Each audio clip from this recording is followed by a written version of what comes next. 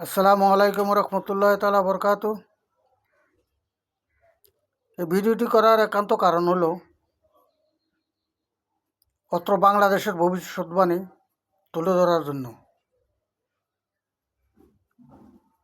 অত্র বাংলাদেশের উপরে বিশ্বের বড় বড় শক্তিগুলোর কুদৃষ্টি পড়েছে।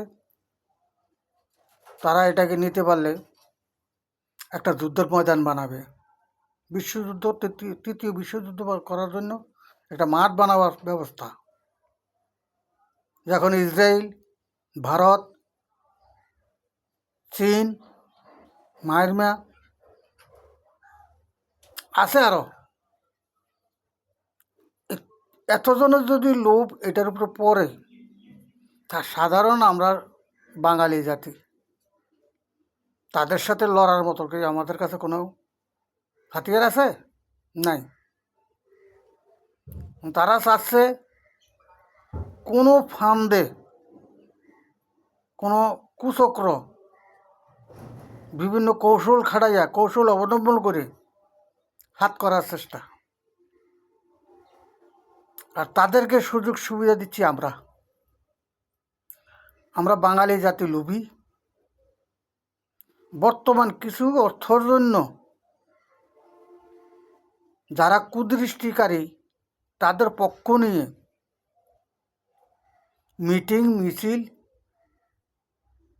আগ্রম বাগ্রম করে দেশটাকে উত্তপ্ত করতেছি।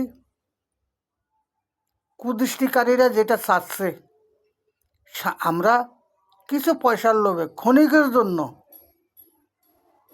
ক্ষণিকের জন্য কিছু পয়সার লোভে আমাদের নিজের দেশ, মাতৃভূমিকে আমরা ধ্বংস করার জন্য প্রস্তুতি করতেছি। না মানি আমরা আইন, না মানি কারণ, না মানি কোনো কিছু। ভবিষ্যৎ যে কী হবে, ঠিক পাকিস্তান আমলে যে অবস্থা ছিল, পাকিস্তান যেভাবে খাইছে, রাষ্ট্রকে লুটে বেটা তাদের কথা শুনতে হয়েছে।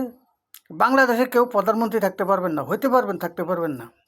কোনো রকম যদি নিতে পারে, তারা প্রধানমন্ত্রী দিবে না। আপনারা দিবি কি না, তো একজন মন্ত্রী, একটা প্রদেশ হিসাবে একটা মন্ত্রী, এর বেশি কিছু দেবে না। প্রধানমন্ত্রী হতে দিবে না। তারা রাষ্ট্র চালাবে তাদের আইন মতন।